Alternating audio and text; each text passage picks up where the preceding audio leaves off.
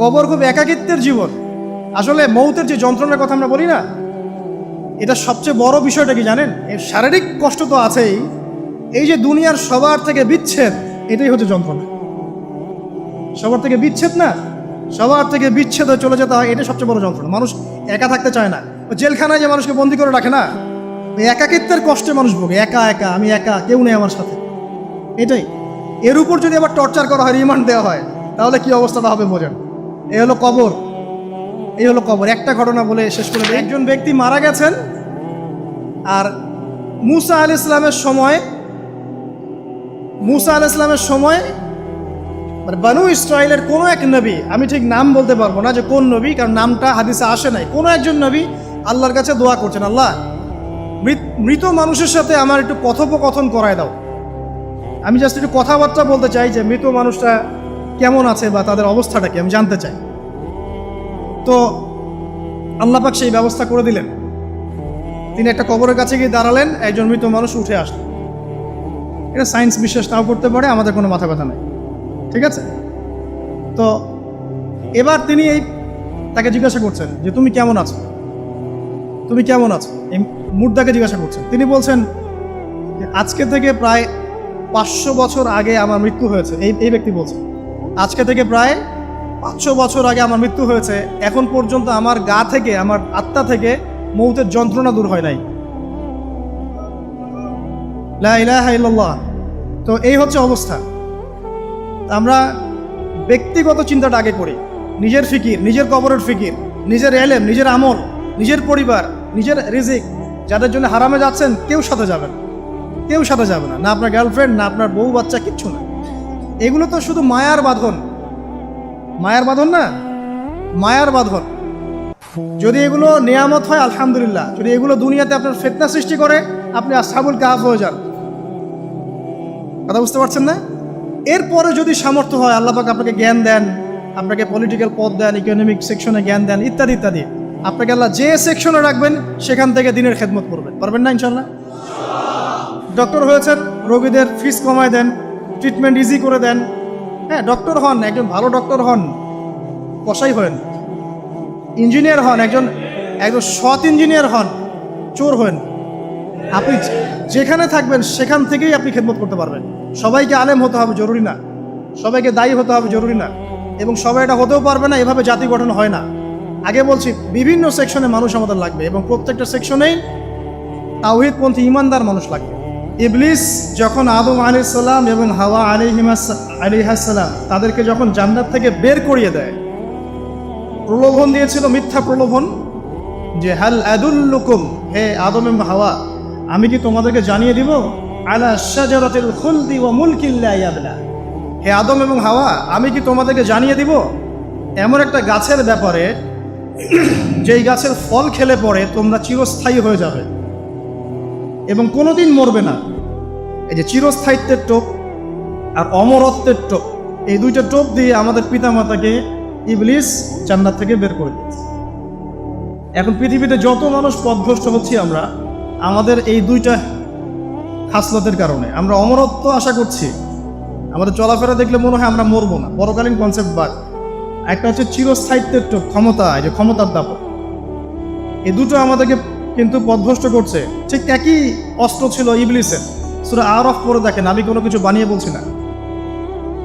তখন আল্লাহ পাক বললেন যে ইয়া বানি আদম, হে বনু আদম, আদমের সন্তান যারা আছো, আমাদেরকে আল্লাহ পাক বলছে তোমরা শোনো, লা ইয়াফতিনান্নাকুমুশ শাইতান, শয়তান যেন তোমাদেরকে ফিতনায় না ফেলতে পারে। কামা আখরাজা আবাওয়াইকুম মিনাল জান্নাহ, ঠিক যেমন করে তোমাদের পিতামাতাকে শয়তান জান্নাত থেকে বের করে দিয়েছে। যেহেতু আমাদের পিতা আর মাতাকে শয়তান জান্নাত থেকে বের করে দিয়েছে, আল্লাহ পাক এই আদমের সন্তানদেরকে বলছেন তোমরা সতর্ক থেকো, তোমাদেরকে যেন শয়তান জান্নাত থেকে যেভাবে বের করেছিল তোমার পিতামাতাকে, এমন করতে না পারে। আর কি করতে না পারে? ইয়ানজিউ আনহুমা লিবাসাহুমা লিউরিয়াহুমা মিন সাওয়াতিহিমা, পড়ে দেখেন সূরা আরাফ। আল্লাহ বলছেন, মনে রেখো আদমের সন্তানরা, ইবলিস কিন্তু শুধু তোমার পিতামাতাকে জান্নাত থেকে বের করেই দেয় নাই, বরং গাছের কাছে নিয়ে গিয়েছিল, ফল খাওয়ার সাথে সাথেই তাদের গায়ের পোশাক খুলে পড়ে গিয়েছে। তাহলে আমাদের পিতামাতাকে জান্নাতে নগ্ন করে দিয়েছিল কে? সেই কথা আল্লাহ পাক বলছেন আদম সন্তানদেরকে, তোমরা সতর্ক থেকো, তোমাদেরকে যেন ইবলিস নগ্ন করতে না পারে, ঠিক যেমন করে তোমাদের পিতামাতাকে করেছে। তাহলে এখন যে পুরো বিশ্ব জুড়ে নগ্নতার যে সংস্কৃতি চলছে এরা কার এজেন্ডা বাস্তবায়ন করছে বুঝতে পারছেন? কোরআন পড়েন, পৃথিবীতে যত সভ্যতা চলে গেছে, ব্যাবিলনের সভ্যতা, চাইনিজদের সভ্যতা, তারপরে যে আমাদের মাও সেতুং, ইতালির মুসোলিনি, এদিকে জ্যাপল সার্তে, এদিকে আপনার ফিডেল ক্যাস্ট্রোর কথা বলেন, ওই পশ্চিমা সভ্যতা বাদ দিয়ে যত বড় বড় সভ্যতা রিনাউন্ড, সবার পোশাক ছিল শালীন। আমি চ্যালেঞ্জ করলাম, খুঁজে দেখেন চাইনিজদের পোশাক দেখেন, আগেকার পোশাক, 1000 বছর আগের পোশাক, শালীন পোশাক। তারা কিন্তু মুসলিম ছিলেন না। আপনি এই ব্যাবিলনের সভ্যতা দেখেন, ব্যাবিলনের সভ্যতা অনেক প্রাচীন না? এই সভ্যতার পোশাক দেখবেন এটা অশালীন পোশাক ছিল না। এমনকি আইয়ামে জাহিলিয়াত যেটা আমরা বলি, নবী সাল্লাল্লাহু আলাইহি ওয়াসাল্লাম যখন জন্ম নেননি তার আগের সময় কোনো, ওই সময়ও যে মানুষ জেনা করত, মেয়েকে যে কন্যা সন্তানকে জীবিত দাফন করত, তারপরেও ওদের পোশাক শালীন ছিল। হঠাৎ করে বিশ্বে একটা সভ্যতা আসলো পশ্চিম থেকে, তারা বললো যে পোশাক শর্ট হতে হতে হতে হতে এক পর্যায়ে বিকিনি পরে করা শুরু, এবং এখন ওরা সারা বিশ্বে ওটা ছড়িয়ে দিচ্ছে, আমরা সবাই ওটাকে গ্রহণ করছি। আমরা বলছি 1000 বছরের সময়। এখন দেখেন আল্লাহ পাক কি বলছেন, ওয়াইদা ফাআলু ফাহিশাতান, ওই সূরার মধ্যে আছে, যখন তারা কোনো ফাহেসা কাজ করে তারা বলে, তারা বলে ওয়াজাদনা আলাইহি আবানা, আমরা এগুলো আমাদের বাপ দাদাদেরকে দেখেছি করতে। যখন তারা কোনো ফাহেসা কাজ করে তারা বলে, অশ্লীল কাজ করলে বলে, আমরা এগুলো দেখেছি বাপ দাদা পিতৃপুরুষ থেকে করে আসছে। আল্লাহু আমারানা বিহা, আল্লাহ আমাদেরকে আদেশ করেছেন। আল্লাহ বলছেন কুল ইন্নাল্লাহা লা ইয়া'মুরু বিল ফাহশা, আল্লাহ পাক কখনো অশ্লীল কাজের আদেশ করতে পারেন না। আচ্ছা কুলুনা আলাল্লাহি মা লা তা'লামুন, তোমরা কি আল্লাহ সম্পর্কে এমন কথা বলছো যে কথা তোমরা জানো না? আল্লাহ কিসের আদেশ করেন? আল্লাহ বলছেন কুল আমারা রাব্বি বিল কিসত, হে নবী বলে দিন আল্লাহ পাক আদেশ করেন ন্যায় বিচারের আদেশ করেন। ওয়া আকিমু ওয়ুজুহাকুম ইনদা কুল্লি মসজিদ, এবং প্রত্যেক নামাজের ওয়াক্তে নিজের চেহারাটাকে একনিষ্ঠভাবে আল্লাহর দিকে ফেরাবে, এই আদেশ আল্লাহ পাক করেন। ওয়া আকিমু ওয়ুজুহাকুম ইনদা কুল্লি মসজিদ ওয়াদউহু মুখলিসিনা লাহুদ্দিন, এবং একনিষ্ঠভাবে তোমরা আল্লাহকে ডাকবে, দোয়া করবে, এই আদেশ আল্লাহ পাক করেন। আল্লাহ পাক কি অশ্লীল কাজের আদেশ করতে পারেন? ইতিহাস পড়ে দেখেন, আমি নিজে হিস্ট্রির ছাত্র, আপনি পড়ে দেখবেন, পুরো ঐতিহাসিক পটভূমি পড়ে দেখবেন, মানুষ এই ঊনবিংশ শতাব্দী আসার আগে এত অশ্লীল ছিল না। এখনকার বিশ্বে যত সমস্যা চলছে, কয়েকটা বলি, রিবা বা সুদ, জেনা বা উন্মুক্ত যৌনাচার, তারপরে বেপরদামি অশ্লীলতা, 4 নাম্বার আপনার মাদক, ঠিক আছে, 5 যে বড় মহামারী পর্নোগ্রাফি, যত বড় বড় মেজর সমস্যাগুলো চলছে যেগুলো ইয়াং জেনারেশনকে ধ্বংস করে দিচ্ছে, এইগুলোর ম্যাক্সিমাম এসেছে কিন্তু পশ্চিম থেকে। খেয়াল করে দেখবেন, এগুলো কিন্তু বাংলাদেশ থেকে আসে নাই, আসছে ভারত থেকে আসছে, পাকিস্তান থেকে আসছে, সাবকন্টিনেন্ট থেকে আসে নাই, এগুলো দেখবেন একটা নির্দিষ্ট জায়গা থেকে আসছে। তো এই কারণেই আমাদের সতর্ক দৃষ্টি রাখতে হবে যে বস্তুবাদী উন্নয়ন সব কিছু নয়। হ্যাঁ, আমরা জিডিপি বাড়ালাম, ইন্ডাস্ট্রিজ গড়লাম, মঙ্গলে চলে গেলাম, চাঁদে গেলাম, ওকে ফাইন, এগুলোর কেউ বিরোধিতা করবে না, এটা ভালো, ন্যাশনকে এগিয়ে নিতে হবে, এটাই এডুকেট, তারও নয়, এবং এডুকেটেই করতে হবে, কিন্তু নৈতিকতার বিসর্জন দিয়ে নয়।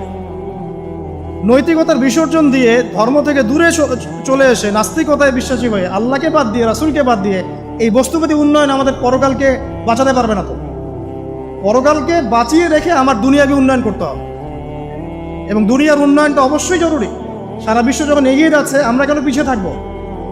আমি তো এটাও বলি যে এটা অনেক মাদ্রাসার লাইনে যারা আছেন তারা আমার সাথে একটু বিরোধিতা করেন এই বিষয়ে, কিন্তু আমি নিজেই বলি যে সিলেবাসের মধ্যে পরিবর্তন নিয়ে আসার চেষ্টা করতে হবে। শুধুমাত্র এককেন্দ্রিক শিক্ষায় কেন শিক্ষিত হবো?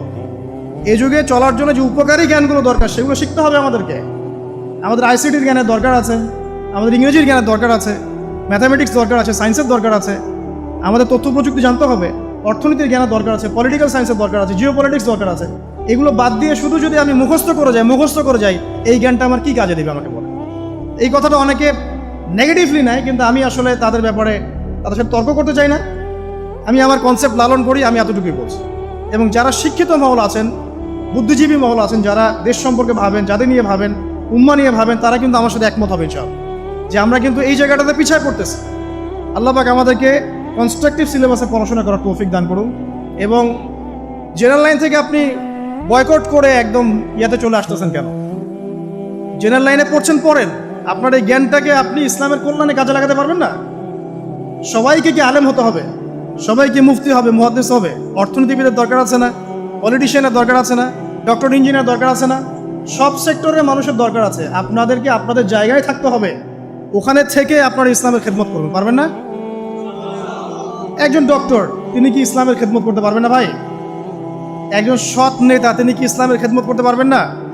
একজন অর্থনীতিবিদ, তিনি যদি আল্লাহ পাকের হালাল হারাম মেনে অর্থনীতির কোনো বিধান চালু করেন, তিনি কি ইসলামের খেদমত করতে পারবেন না? তো সবাইকে কি বক্তা হইতে হবে? সবাইকে আলেম হতে হবে? এক নির্দিষ্ট একটা শ্রেণীর মানুষ আলেম হবে, নির্দিষ্ট একটা শ্রেণীর মানুষ প্রশাসনে থাকবে, নির্দিষ্ট একটা শ্রেণীর মানুষ আপনার জনপ্রতিনিধি হবে, নির্দিষ্ট শ্রেণীর মানুষ ইকোনমিক সেক্টরে থাকবে। এইভাবে আমরা একটা জাতি গঠন করব, এবং সবাই হবে উভয় দিকে শিক্ষিত। একজন আর্মি অফিসার, তার উচিত হবে ইমামতি করার যোগ্যতা অর্জন করা। একজন ডক্টর, তার উচিত হবে ইমামতি করার যোগ্যতা অর্জন করা। আবার একজন যিনি আলেম, তারও উচিত হবে এমন পড়াশোনা করা যে পড়াশোনা দিয়ে তিনি কোরআন সুন্নাহকে হাতে রেখে ওয়ার্ল্ড অ্যাফেয়ার্সকে ডিল করতে পারেন। তো এই বিষয়গুলো আমাদের একটা গ্যাপ চলে আসছে দীর্ঘদিন থেকে। আল্লাহ পাক আমাদেরকে বোঝার তৌফিক দান করুন। আর অ্যাটলিস্ট আমরা যদি নাই পারি, আমাদের দ্বারা যদি কিছু নাই হয়, অ্যাটলিস্ট আমাদের সন্তান সন্ততি যারা আসবে ভবিষ্যতে, আল্লাহ পাক তাদেরকে যেন ইসলামের জন্য কবুল করে নেয়। আমিন।